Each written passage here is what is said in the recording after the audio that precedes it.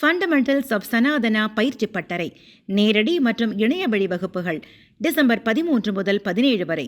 தொடர்புக்கு 7388824242.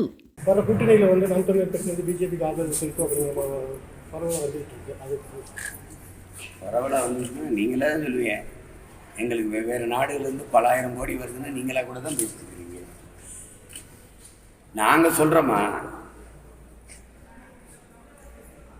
நீங்கள் கிசு கிசு புரணி பேசுறதுக்கெல்லாம் நாங்கள் பதில் சொல்கிறோமா? ஒரு ஐபிஎஸ் அதிகாரி செய்கிற தவறால் மிக நேர்மையாக கண்ணியமாக கடமை செய்யணும், சட்டம் ஒழுங்கை பாதுகாக்கணும், மக்களுக்கு சேவை செய்யணும்னு இருக்கிற பல ஆயிரக்கணக்கான ஐபிஎஸ்களுக்கு அது கெட்ட பேர் வருது. தமிழ்நாட்டிலே எனக்கு தெரிஞ்ச எவ்வளோ நேர்மையான அதிகாரிகள் ஐபிஎஸ் அதிகாரிகள் இருக்கிறாங்க. அவங்க எல்லாருக்குமே இது ஒரு கெட்ட பேர் தான். ஒரு அதிகாரியின் வேலை அது இல்லை. அவர் மக்களுக்கு தான் சேவை செய்வார். ஒரு கட்சியை எடுத்துக்கிட்டு தொடர்ச்சியாக அதை குரல் செய்தியை வெளியிடுறது, கைது செய்கிறாங்க, கைது செய்து அந்த அலைபேசியில் இருக்கிற குரல் செய்தியை எடுத்து அதை ஒரு கட்சியினுடைய தகவல் தொழில்நுட்ப பிரிவுக்கு கொடுத்து அதை வெளியிடுறது,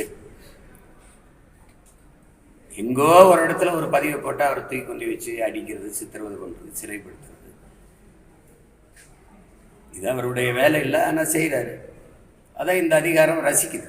ஏன்னா அவங்க நேரடியாக எங்களோட மோத முடியல, பேச முடியலைங்கும்போது ஒரு அதிகாரியை வச்சு அதை சீண்டி பார்க்குது. அது இந்த ஆட்சியாளர்கள் அதை ரசிக்கிறாங்க தானே.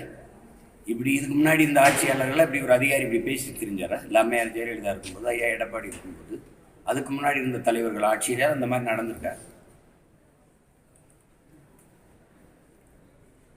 சரி, அதை எதிர்கொள்வோம், பார்த்துக்குறோம். சரி, சண்டை போடுறதுன்னு ஆயிடுச்சு, போட்டுருவோம். வேற அம்பேத்கர் புத்தகத்தை வந்து விஜய் வெளியிடுறாரு, அதை நீங்கள் எப்படி பார்க்குறீங்க? அது வெளியிடுறாரு, அதில் வெளியிடுறாருங்கிறதான் செய்தி. அது தொடக்கத்தில் என்னையும் கூட பங்கேற்க கூப்பிட்டாங்க. அது அண்ணன் திருமாவளவன் வெளியிடுறது நான் பெறுறதுன்னா அது சரியாக இருக்குது. அதில் அவர் முதல்ல அவங்க சொன்னது ஐயா ஸ்டாலின் வர்றாங்க, ஐயா ராகுல் காந்தி, சகோதரர் ராகுல் காந்தி வர்றாங்க, அவங்கெல்லாம் வர்றாங்கங்கிறது அது சரியில்லை. அது ரெண்டாவது, எனக்கு அண்ணல் அம்பேத்கரை பற்றி பேசுகிறதுக்கு புதுசாக யாரும் மேடை போட்டு தர வேண்டியதில்லை. எனக்கு ஒவ்வொரு நாள் ஒவ்வொரு மேடையும் அண்ணல் அம்பேத்கரை பற்றி பேசுகிற இடம்தான். அதனால் நான் அதை வரவேற்கிறேன். வெளியிடுறது, அண்ணல் அம்பேத்கரை பற்றிய செய்திகள் இந்த தலைமுறை பிள்ளைகளுக்கு போய் சேருவது, எந்த வடிவத்தில் போய் சேர்ந்தாலும் அதை ஏற்கணும், அதை வரவேற்கணும். அந்த வழியில் தம்பி விஜய் வெளியிடுறதை நான் வரவேற்கிறேன். 2026 தேர்தல் எப்பவும் போல தான் நடக்கும். ஓட்டு பெட்டி வச்சுருப்பாங்க, நம்ம காசு கொடுப்பாங்க. இல்லை அது தம்பி அவர் நான் தனியாக நிற்கிறேன், நாங்கள் தனியாக போட்டி போடுறோம். எப்பவும் போல தனித்து போட்டி போடுறோம். அது அவர் தனித்து போட்டி போடுறாரா என்ன செய்கிறாருன்னா அவர் தம்பி தான் முடிவு எடுக்கணும். நான் அதில் கருத்து சொல்ல முடியாது, கருத்து சொல்ல முடியாது. நாங்கள் தனியாக போட்டி போடுறோம். ஏன்னா இது நாங்கள் முடிவு எடுக்கிறோம். இது எங்கள் கட்சி.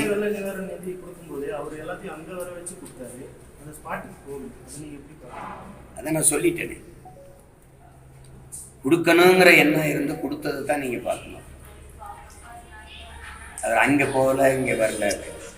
நான் போயிருக்கேன், நான் போய் நின்றுருக்கேன். பல இங்கேயே ஊட்டியில் நிலச்சரிவு இதெல்லாம் வரும்போது நான் ஒரு வாரம் தங்கி இருந்து வேலை செஞ்சதெல்லாம் உங்களுக்கு தெரியும். கேரளாவில் பாதிக்கப்பட்டதுக்கு நான் போய் வேலை செஞ்சேன். அங்கே என்ன பண்ணாங்க தெரியுமா? என்னை கைது பண்ணி காவல் நிலையத்தில் வச்சாங்க. காரணம் எங்கள் கொடி யாரோ சொல்லியிருக்கா நாங்கள் ஏற்றிட்டு. அப்போ அந்த மாதிரி நாங்கள் வேலை செய்வோம். அவர் தம்பியால் அப்படி வேலை செய்ய முடியாது. பாதிக்கப்பட்ட மக்களை அவர் பார்க்க போனால், அவரை பார்க்க பல ஆயிரம் மக்கள் கூடிட்டாங்கன்னா அந்த இடம் நெருக்கடியாயிரும். அது தேவையற்ற பிரச்சனைகளை உருவாக்கும்.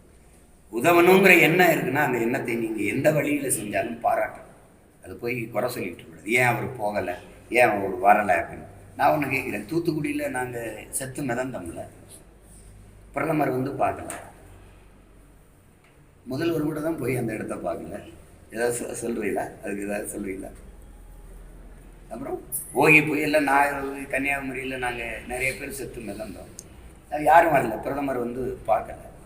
அதுக்கு அதாவது ஒரு ஆறுதல் வார்த்தை கூட எங்களுக்கு நாங்கள் செத்தபோது இது பெரும் பேரிடர் பெருந்துயரம், இந்த துயரத்தில் நான் பங்கேற்கிறேன், விரைவில் மீண்டு வர நாங்கள் நம்ம எல்லாரும் சேர்ந்து உழைப்போம் அப்படின்னு ஒரு சுட்டு செய்தி கூட போடலையே. இப்போ அதையெல்லாம் கேட்காதது இவர் விஜய் தம்பி போய் அவருக்கு நேராக போய் கொடுக்கலைங்கிறது ஒரு குறையா பேசு. கொடுக்கணும்னு என்ன இருக்குல்ல. இதை பாருங்கள், 27ஆம் தேதி நவம்பர் அந்த மாதத்தில் 27ஆம் தேதி தம்பி உதயநிதிக்கு பிறந்த நாள். ஒரு நாள் கொண்டாடிட்டு விட வேண்டியதானே. வெள்ளத்தில் செத்து கள்ளக்குறிச்சி, ஒரு திருவண்ணாமலை, திண்டிவனம், கடலூர் எல்லாம் மக்கள் விறந்துக்கிட்டு இருக்கும்போது தினா கொண்டாடிட்டு இருக்கீங்க. அந்த செய்தி வரும்போது மக்கள் மனநிலை என்ன வரும்? அதை நீங்கள் அதை தான் நீங்கள் பேசணும். அதை யாருமே பேசலையே. நீங்கள் நாங்கள் போவோம், நான் போவேன். இன்னைக்கு நான் திட்டமிட்ட வழி இல்லை, போயிட்டு நாளைக்கு போயிட்டு நான் போவேன். போய் மக்களை போய் பார்ப்பேன். பாதிக்கப்பட்ட மக்களுக்கு எங்களால் முடிஞ்ச உதவி செய்வோம். வேற ரொம்ப நன்றி, ரொம்ப நன்றி. அது தேவையற்றது. என்னை கேட்டால் போராடுவதற்கு எங்கள் ஐயா மருத்துவர் அவர் ராமதாஸ் அவங்க சொன்ன போராடுறதுக்கு எத்தனையோ வழிமுறை இருக்குது. அவர் செவிகளில் விழுகிற மாதிரி முழக்கமிடலாம், ஒரு கோரிக்கைகளை வச்சு சத்தமிட்டிருக்கலாம். அது இதெல்லாம் ஒரு அநாகரிகமான முறை, அது தவிர்க்கணும். அது அப்போ நாளைக்கு சேர விடுவீங்க, அப்புறம் கல் எடுத்துடுவீங்க, அது நல்ல அணுகுமுறை இல்லை.